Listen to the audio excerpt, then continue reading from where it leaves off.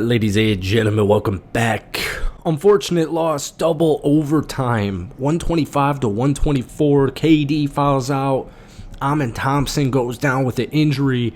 And we're just going to be running through some of the good from this game because at the end of the day, this is the defending champions and no Fred. Man, we'll talk about all this in this video, but we're going to run through some of these clips. I really like this for a couple of reasons.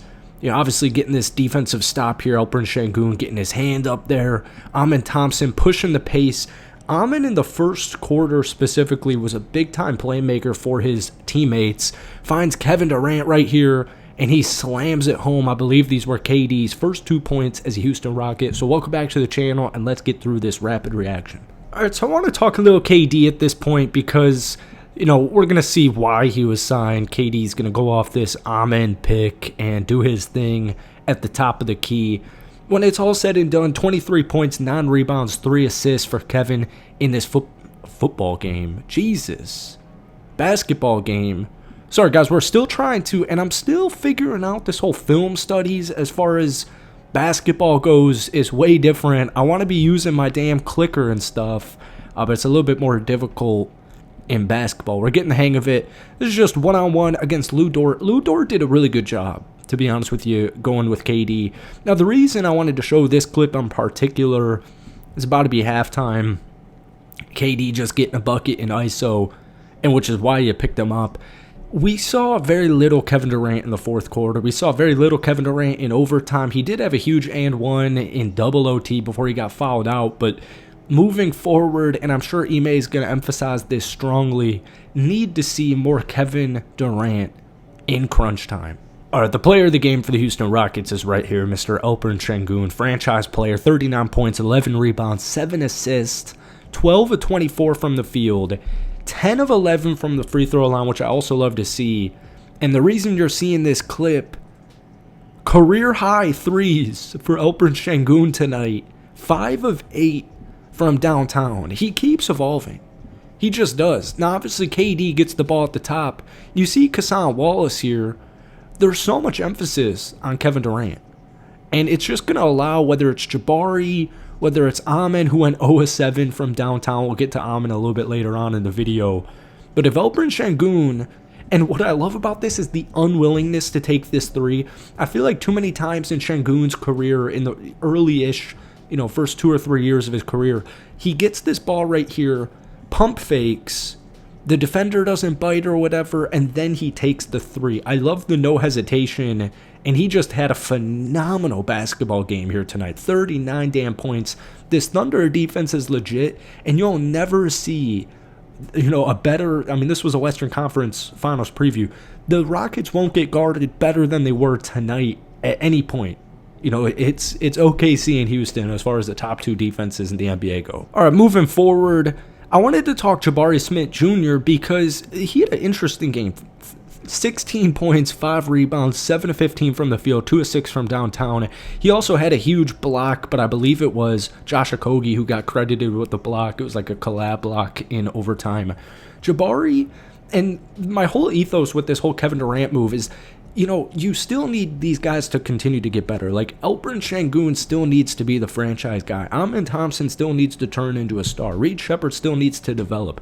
Tari Eason, I guess, didn't get the extension, so more so Jabari Smith Jr. needs to keep taking these jumps, try and take these leaps. It's like if OKC 1 year ago before they went and won the finals picked up Kevin Durant. They traded for KD. It's like, all right, that's awesome. That gets you over the top. But Shea still needs to turn into that franchise guy. Shea still needs to be that franchise guy.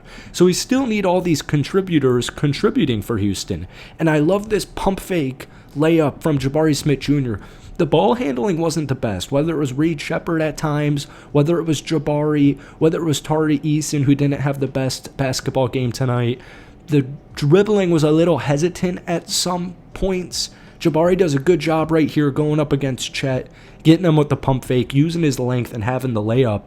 And once again, just like we said in the last clip, the lanes won't be clogged like they were tonight. The active hands in the passing lanes won't be as clogged.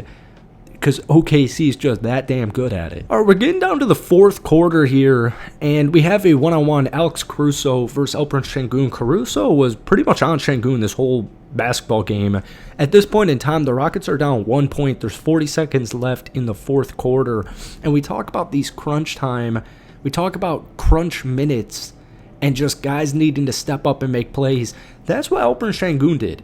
You know, there were even moments in overtime, the first overtime, where Houston, you know, OKC, Shea would hit a three, somebody would hit a three. The Rockets are down 5, 6 points.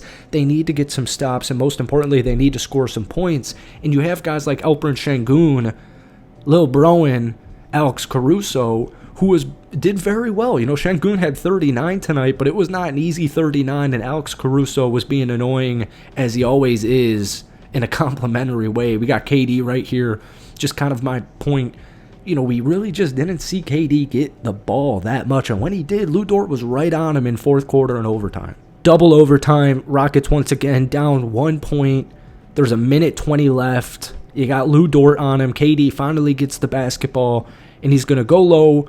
He's going to get fouled right here by Hartenstein, throw this basketball up, and it's going to convert. Now, unfortunately, a minute or two later, or 30 seconds or whatever later, Kevin Durant fouls out one-on-one with Shea, kind of ultimately ends up, you know, losing the basketball game for Houston, but they had plenty of opportunities to win this. There were some missed free throws at the end of the fourth in overtime. That obviously, when you lose by one, goes a very long way. I wanted to talk Amen. I have some clips, and it's just not working, but let me try and find one.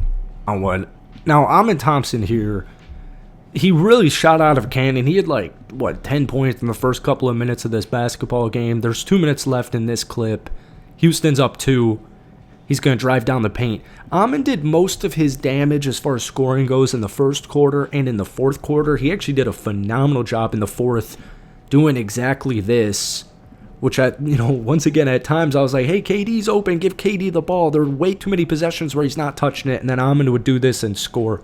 He finished 18, 4, and 5, 0 of 7 from downtown. I know Amen's not the best three-point shooter. I know we're all hoping he develops it, or at least has a somewhat respectable three-point shot this season specifically.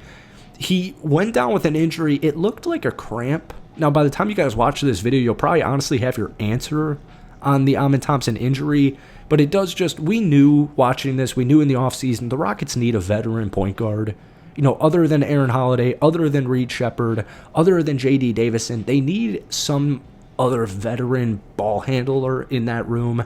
God forbid Amen gets injured. It's an 82-game season. What do you think is going to happen to some of these guards?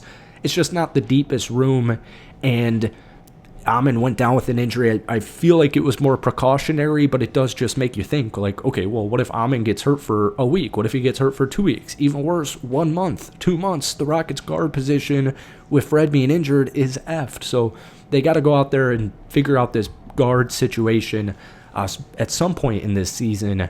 Reed Shepherd might just do a whole film study. He got beat a lot defensively, kind of got better as the game went on. He had he had 2 nice threes. He had also nice finding his spot, but we'll do a whole Reed Shepherd video. Folks, that's it for today. I wanted this to be a Raptor reaction, and here I am yapping. We'll do a live stream tomorrow, but as always, hit that like button, hit that sub button for a couple of Rockets videos every single week. I know it was a tough loss, an unfortunate loss, but you got to still be proud with what this team showed in this basketball game. So hit that like button, let me know your thoughts, and we'll see you soon.